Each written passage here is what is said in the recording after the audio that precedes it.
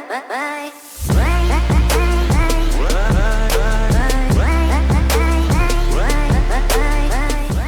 Friends, I am Purvik Mehta from CSC touch in Hindi. हम देख रहे हैं सीरीज ऑन जावा, जिसमें हम पढ़ रहेंगे आज दिस कीवर्ड के बारे में। चलिए देखते हैं दिस कीवर्ड क्या है। दिस एक ऐसा कीवर्ड है जावा में जिसका यूज़ करंट क्लास की ऑब्जेक्ट को रेफरेंस करने के लिए यूज़ करते हैं। दिस कीवर्ड का यूज़ हमारी जो क्लास है उसके अंदर उसी क्लास के मेंबर को रेफरेंस करने के लिए यूज़ होता है। तो आप सोचेंगे कि क्लास के मेंबर को तो हम डायरेक्टली भी एक्सेस कर सकते हैं, तो दिस कीवर्ड का क्या यूज़ है।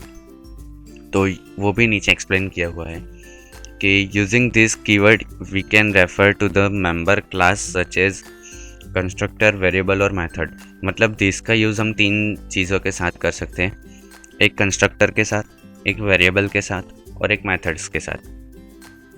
तो तीनों के साथ हम बारी बारी से इसका यूज़ देखेंगे। फिर एक पॉइंट है, normally this keyword is used to differentiate the instance variable from local variable। ये इसका सबसे बड़ा यूज़ है कि जब हमें लोकल वेरिएबल और इंस्टेंस वेरिएबल को डिफरेंशिएट करना होता है तब हम दिस कीवर्ड का यूज़ करते हैं। तो देखिए ऐसा कब होता है, जब यहाँ पर लिखा भी है if they have same names, मतलब लोकल वेरिएबल और इंस्टेंस वेरिएबल दोनों का नाम सेम हो तब इसे यूज़ किया जाता है। तो इसे देखते हैं कि कैसे ये होता है। और ये लास्ट पॉइंट है कि this keyword is can not be use with static member, मतलब दिस का यूज़ स्टैटिक मेंबर्स के साथ नहीं हो सकता। तो इसी ये पॉइंट को सबसे ज़्यादा याद रखें। अब एक एग्जांपल से देखते हैं।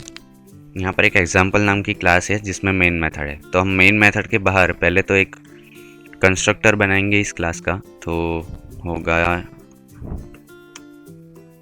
पब्लिक एग्जाम्पल,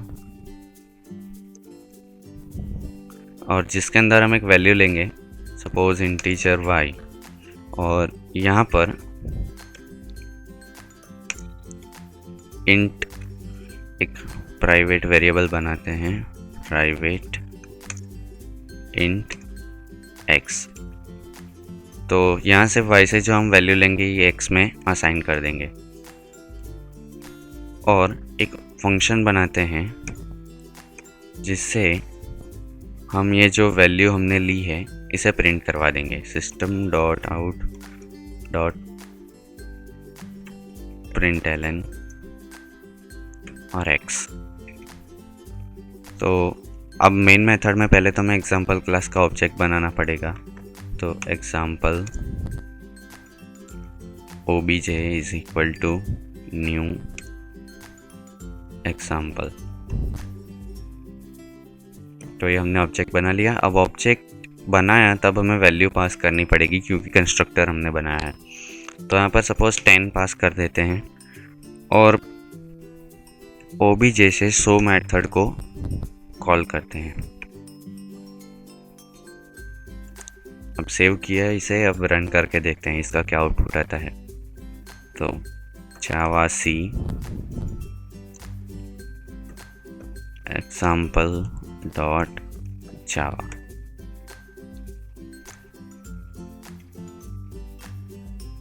जावा एग्जाम्पल। तो ये क्या, हमें 10 आउटपुट मिल रहा है। तो अभी तक तो सही था, लेकिन सपोज मान लीजिए यहाँ पर भी x होता, तब क्या करेंगे। यहाँ पर हम ऐसा लिखेंगे x is equal to x।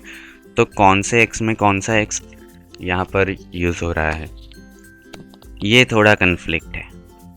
जब इसे रन करेंगे देखिए तो यहाँ पर आउटपुट मिला 0, क्योंकि ये x में कुछ असाइन नहीं हुआ। क्यों? क्योंकि यहाँ पर पहले प्रायोरिटी लोकल वेरिएबल को मिलती है, और लोकल यहाँ पर इस एग्जाम्पल एक कंस्ट्रक्टर है लेकिन है तो एक मेथड ही। तो यहाँ पर इसका लोकल वेरिएबल है, उसमें कुछ असाइन हो रहा है। तो यहाँ पर वैल्यू कुछ असाइन ही नहीं हो रही, इसलिए इसका आंसर 0 आ रहा है। तो हम क्या करेंगे, हमें मेथड में से, अब चलिए ये जो x है ये तो लोकल है, यहाँ पर हम कमेंट भी कर सकते हैं कि ये एक लोकल x है।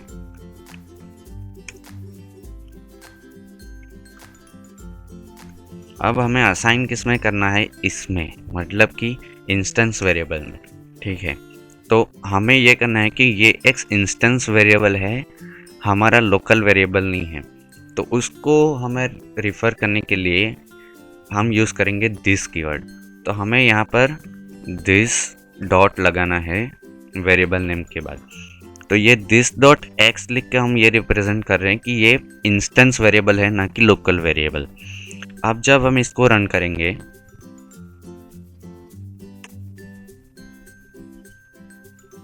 ओके, यहाँ पर ये कमेंट हो गया है, इसलिए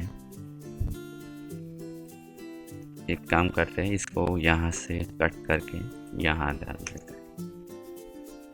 अब इसे रन करेंगे।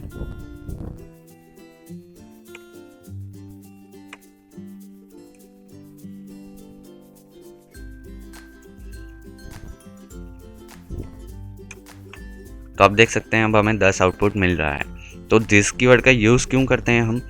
हमारे इंस्टेंस वेरिएबल को डिनोट करने के लिए, क्योंकि जब सेम नेम हो, ये नाम भी सेम है और ये नाम भी सेम है, तो हमें कैसे पता चलेगा कि हमें ये एक्स के बारे में बात कर रहे हैं। तो जब लोकल वेरिएबल में हमें इंस्टेंस वेरिएबल को यूज़ करना होता है, तब हम इसका यूज़ करते हैं। तो एक कंस्ट्रक्टर के साथ था। अब एक और यूज़ देखते हैं हम इसका। सपोज़ हमें यहाँ पर ये जो शो मेथड है, यहाँ पर भी हम एक वेरिएबल बनाते हैं इंट एक्स, इसका भी नाम सेम है, और यहाँ पर हमने system dot out dot println करवाया है। चले, ये एक्स है, इसमें हम बाय डिफ़ॉल्ट हमारी तरफ से वैल्यू डाल देते हैं 21, जो भी डाला है। अब जब यहाँ पर शो मेथड कॉल कर रहे हैं, तो हमने असाइन क्या किया है, देखिए यहाँ पर ऑब्जेक्ट बनाते वक्त 10, मतलब ये x में 10 पास हुआ है। यहाँ पर x इज इक्वल टू 10 है, लेकिन ये प्रिंट करेगा ये लोकल वेरिएबल की वैल्यू, क्योंकि ये फंक्शन के अंदर है। तो देखिए जब इसे रन करेंगे तो प्रिंट हुआ 21, क्योंकि क्या ये फंक्शन है, तो यहाँ पर जो x है ये माना जा रहा है ये 21, लेकिन हमें ये x प्रिंट नहीं करवाना है, क्योंकि ये x कौन सा वेरिएबल है, लोकल वेरिएबल।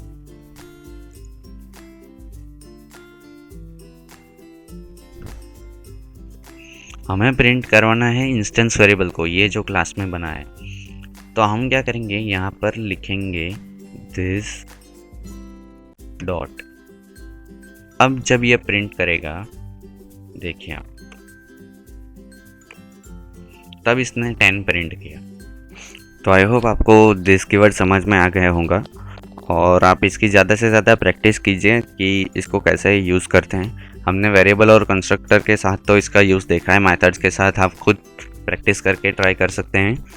तो मिलते हैं फिर नेक्स्ट वीडियो में एक इंटरेस्टिंग वीडियो के साथ। So thanks for watching. Please don't forget to like, share, subscribe this channels and videos, and happy coding.